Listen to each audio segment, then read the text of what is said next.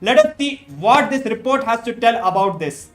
Shame on the anti-Hindu medias and shame on the yellow medias because they never stood for the truths. They always been influenced by the deep state elements who fed them with all their money, political influence, and they have continuously attacked all the Hindus, Hindu gurus who stood for the Hinduism. So what is the main reason for the attacks of the Supreme Pontiff of Hinduism? Because he stood for Hinduism. He stood for reviving a sovereign Hindu nation. Now let us understand what was lost and how much was lost. We see the destruction. Let me read the report for you. The Hindu Holocaust has, for the last 2000 years, gone through a massive destruction resulting in loss of 56 Hindu nations that spanned over 6 million kilometers square of Asia. This resulted in the loss of more than 500 million lives. More than 4 million Hindus were enslaved. More than 160 million Hindus were starved to death. Thousands of temples were destroyed and more than million Hindu educational institutions were destroyed. Libraries were burned down. Yes, these numbers are very important. Not only for the global viewers, even for the neo-Hindus. Because they doesn't know about the history, because the very history has the very Hindu Holocaust. Today, whatever the history you know about Hinduism, it is fabricated by the British colonizers and this anti-Hindu medias. Let me tell the numbers once again. It is a 2000 years of persecution and 56 Hindu nations have lost its sovereignty and 500 plus millions has been massacred during this entire persecutions. And almost more than 4 million Hindus have been accused of rape, sex, and they have been completely dismantled from the very life itself. But understand, all these things never happened in Hindu nations. The reason is there was no casteism, there was no xenophobia, there was no racial discrimination. How can there be any racial discrimination or casteism in Hinduism when we believe the glorious principles of Hinduism? Now let us see directly from the report what it has. Of course, the fundamental principles taken, the measure taken by the KAILASA is implementing Paramashivam, that is, you are Paramashiva. Which nation, which community, which religion even gives this rights to everyone that you are treated as the ultimate body of the religion? But of course, we're bringing more facts to all of you. We want all the viewers to stay tuned with us. There are crisp, more details on this 21st reports by the United Nations on KAILASA. Stay tuned with us. Around 5,000 years ago, at the end of Mahabharat war, the ancient enlightened Hindu civilization consisted of 10,000 Hindu traditions, or sampradayas, that existed in 56 Hindu nations, 200 Hindu kingdoms, 1,700 Hindu provinces that covered more than 6 million kilometers square of Asia.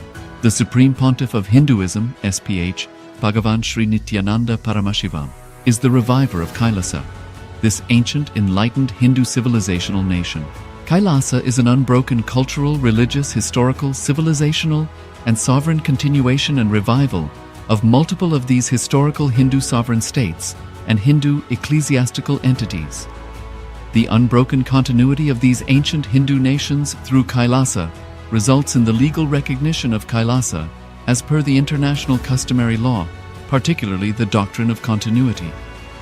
The international law, the doctrine of continuity, implies that upheavals and revolutions within a country, changes in government, territorial adjustments, measures taken during military occupation, or other internal transformations do not negate the existence of the country, do not affect the legal personality and international obligations of the country or state.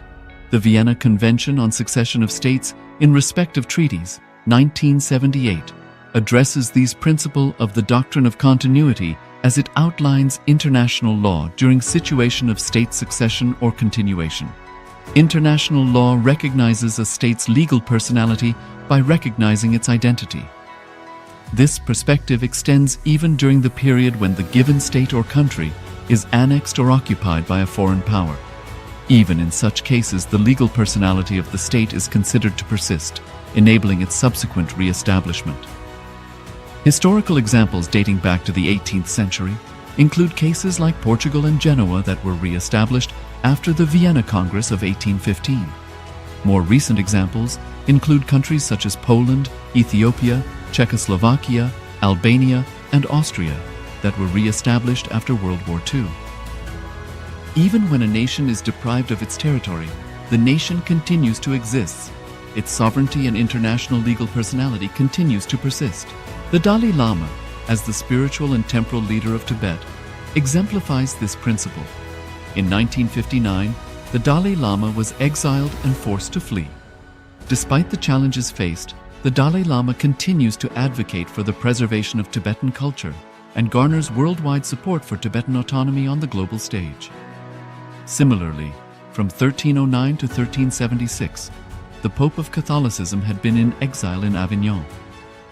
Despite this, he was recognized as the head of state as well as head of the church and given full privileges of the position after their return to Rome. Even in 1861, much of the papal territories had been lost, leaving the Pope with no sovereign territory. The last segment we have spoken about the 6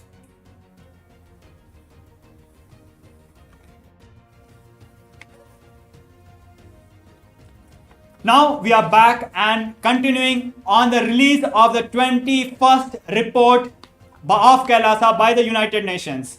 So we have been going through the persecution that the Hindus have gone through in the last 2000 years and particularly in the last 200 years. We understand that more than 6 million kilometers square of sovereign territory was lost. We understand 56 Hindu nations were lost. We understand 500 million Hindus were killed. But we do not understand, we still do not understand what was really lost. We need to know Hinduism, we need to understand the gifts of Hinduism to understand what we have been gone through. So let us understand directly from the report what it has to say. Yes, the very fundamental reason why KAILASA exists, why KAILASA has to be revived, is to tell the world that humanity, the superconscious breakthrough, is available for the humanities. And here are the policies and the measures taken by the Supreme Pontiff of Hinduism and KAILASA to eradicate the racism from the entire humanity, not just from the Hinduism, from the entire humanity. The first principle is Vasudhaiva Kutumbakam. The whole world is my family. When you bring this policy in your country, how a war can be induced between countries and countries? So let us understand by this principle. Many of us know Vasudhaiva Kutumbakam means whole world is my family. But we need to understand the word itself, the Sanskrit word. Vasudhaiva, Vasudha, Mother Earth, Kutumbakam, the family of Mother Earth.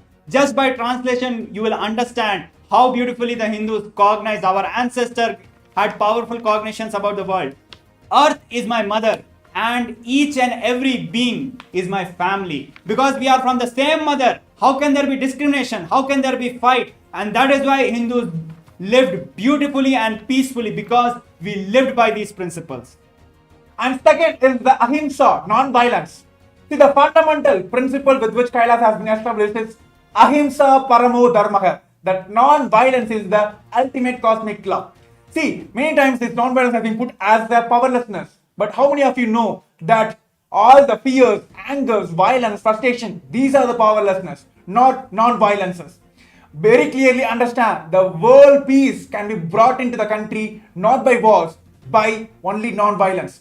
By standing on these principles, KAILASA stands and for the United Nations for the global peace. We have contributed to the world in extraordinary ways. We talk about the problem of xenophobia. We talk about the problem of racism. None of these problems exist in Hindu nations. How can it exist? Because we never treated people as merely equal. People are not just equal. Today, the human rights treats all people as equal, whereas Hinduism teaches us people are divine. Everyone is divine. It is much higher and powerful cognition compared to all people equal.